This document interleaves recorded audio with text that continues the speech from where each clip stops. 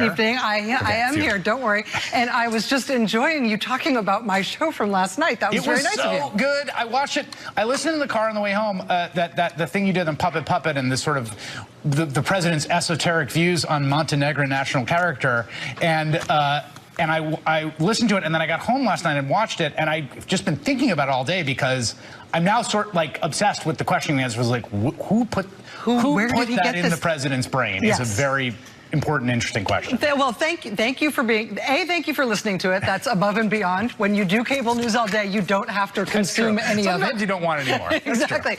But also, I mean, the contrary, the non-worrying interpretation of this series of facts is that the president has come up with all of these things, all of these, as you put it, esoteric ideas about Afghanistan and about Montenegro and about Belarus and Poland and all of these things on his own, without any input from the Kremlin. And that just seems so unbelievably improbable. I don't think that's true. Yeah. Anyway. Someone talking to him. Someone. Thank you, my friend. Much appreciated. And thanks to you at home for joining us this hour. Happy to have you here this fine Friday night. CNN's excellent legal reporter Caitlin Polantz was first to report today that the grand jury that has been impaneled in Washington, D.C. to hear evidence and issue indictments in conjunction with the special counsel's investigation under Robert Mueller, that grand jury has just had its term extended.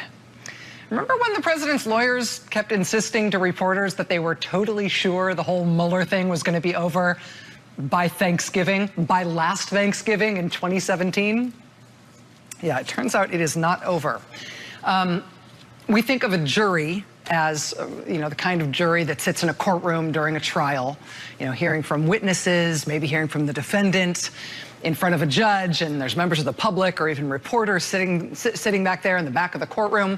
That's what we think of when we think of jury. A grand jury is not like that. A grand jury is not the same as the 12-person jury that sits in on a public trial. For one thing, a grand jury holds its proceedings in secret. They also don't sit every day. They meet behind closed doors, often one day a week. There are up to 23 people on a grand jury. Prosecutors bring witnesses before the grand jury, again, behind closed doors. Those witnesses give the grand jury sworn testimony. Prosecutors also bring them documentary evidence they have obtained as part of an investigation. The role of the grand jurors is to look at all that evidence, weigh all that testimony, weigh all of these things that prosecutors bring them to consider, and then the grand jury has to decide if, considering all this evidence, prosecutors have assembled enough of a case to justify bringing charges against a defendant. So the whole point of a grand jury is that they need to sign off if prosecutors want to bring an indictment against somebody. Once a grand jury signs off on an indictment, that's when a person can be charged. That's when the person gets put on trial. That's when a regular jury is convened to sit there in the courtroom and decide if the defendant is guilty or not guilty of those charges. But it is the secretive and I think sort of hard to imagine role of the grand jury that allows people to get charged, to get indicted in the first place. And the special counsel, Robert Mueller, has charged a lot of people in the Russia investigation thus far. And he has been working with a grand jury that was impaneled, that came into being in the summer of 2017, specifically on July 5th, 2017. Under court rules, a grand jury can serve for up to 18 months. But then if a judge believes it's in the public interest to keep that grand jury on the job for even longer than 18 months, a judge does have the opportunity to approve an extension for that grand jury of up to 6 more months. So that is what has just happened today with Robert Mueller's grand jury. It was due to expire 18 months after it was first impaneled, which I think means it was due to expire this weekend. The chief judge of the federal court in D.C. has now, as of today, granted an extension to that grand jury. That grand jury extension can be up to 6 months. Doesn't necessarily have to be for that long. But we shall see. There are 23, presumably, grand jurors out there among our fellow citizens who have been following along for 18 months now with the special counsel every step of the way as they has put together all of these indictments, seen all of this evidence, heard all of this testimony.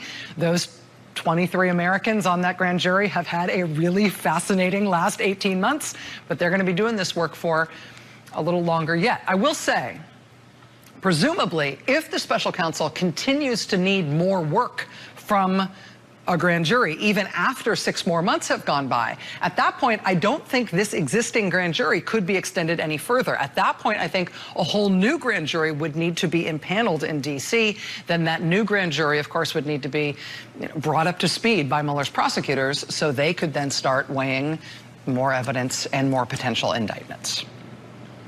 So whatever this means for the overall plight of the Trump administration and the president and his campaign and everybody else who's adjacent to the Mueller investigation, the only definite thing we can say based on this news is that it's not over. And everybody who has told you that it is over, everybody who's been selling this horse hockey for the past year and a half that, oh, this whole thing's definitely about to be over, you should not believe those people. You should not believe those people when they try to sell you the next line item in their bill of goods. That said, a spokesman for the Administrative Office of U.S. Courts, spokesman basically for the U.S. federal judiciary, gave word today that the American federal judiciary is about to run out of money to keep operating as of 1 week from today. The federal government is in its 14th day of shutdown as of today. The longest federal government shutdown on record is 21 days, which means we're closing in on the record. The court system says they can piece together enough money from here and there to keep things running for about 21 days, for about the length of the longest shutdown on record. That means they've got enough money to piece things together in the court system until next Friday, until January 11th. But after that, individual courts and individual judges will have to figure out what they're going to do without money to try to keep the U.S. federal judicial system running. As its first order of business, the new Democratic majority in the House of Representatives last night passed 2 bills that would end the federal government shutdown, would open up the agencies that have been shut down now for the past 2 weeks. Those 2 bills that the Democrats passed last night, those bills cover absolutely no new ground. They make no new policy. They make no new prioritizing decisions about funding some stuff and not funding some other stuff.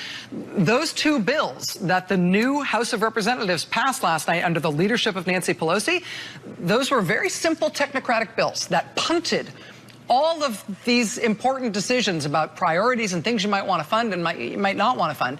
They punted all those decisions. All those bills would do would just reopen the government at the funding levels all the agencies were operating at before the shutdown started. That's all they would do.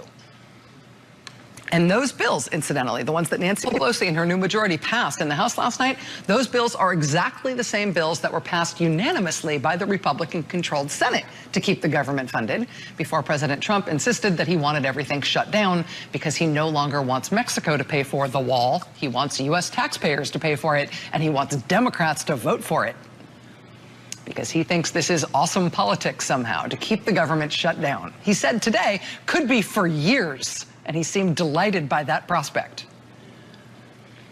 That said, some Republicans in Congress are already peeling off from this White House strategy. Republicans can afford to lose some Republican votes on this in the House, so a handful of Republicans voted with Democrats last night in the House to reopen the government and deal with the whole wall stunt some other way. The bigger problem for Republicans in the White House is that the Republicans only have a teeny tiny little majority in the U.S. Senate, and they're starting to lose Republican senators on this issue as well. And if enough Republican senators peel off on this, then, well, we will see. But at this point, I think everybody in the country is having sort of the same feeling that the president fantasizing out loud today about a federal government shutdown that goes on for years. Maybe that has a little something to do with his personal fantasy that would end the federal law enforcement and counterintelligence investigations into him and his business and his campaign. But law enforcement does not work that way. That's no way to end this thing. Even if the courts have to triage, you cannot just dissolve law enforcement this way. They're not going away, and that includes the special counsel. But you know who is going away? You know, the big other thing that is happening right now in U.S. politics, while the Democrats take over in Congress and the Republicans start to freak out about the shutdown that the president is so happy and gleeful about, The other thing going on right now in U.S. politics, which is going to mean big change for Americans all across the country, potentially life-saving changes for Americans in some parts of the country. The other big thing going on right this second in American politics right now, the big changeover that's happening this week, is that guys like this are also hitting the bricks. Maine's Republican Governor Paul LePage lamenting the impregnation of white girls by drug traffickers named D-Money and Smoothie. It's a real sad thing, see, because it's the white girls. After making those public remarks, the governor decided to clarify what he had meant by that. He was sorry. Well, to be clear, he was not sorry, but he did have more to say on the subject.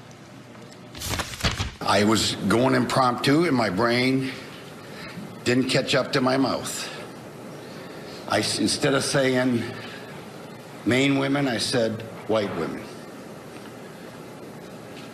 If you go, and I'm not going to apologize to the Maine women for that, because if you go to Maine, you will see that we're essentially 95% white. We're white people, so like, who's offended, right? Maine is white, all right? What? He also said anybody implying there was anything creepy or remotely racist about those remarks was fake news making it up. If you want to make it racist, go right ahead, do whatever you want. I didn't say anything about black. Did you say D-Money, Swifty, Smoothie, aren't those? Yeah, what are they, black? I don't know who they are. I just read the names. The names, I don't see them because I don't read your newspapers. I get a report. And they're saying his street name D-Money, street name Smoothie. I don't know where they're from. I know where they're from. I don't know if they're white, black, Asian. I don't know. It wasn't intended to be race. I didn't say anyone was. Where did you get that, you terrible reporters? This is why I don't read your papers. The governor then put out an official statement saying, quote, the governor is not making comments about race. Race is irrelevant. Now, this is the governor of the state. And, you know, maybe this was kind of a mix-up. Maybe he'd been up all night. Maybe it was, you know, I don't know. Actually, yeah, we do know. Everybody knows, because he couldn't stop himself, couldn't leave it there.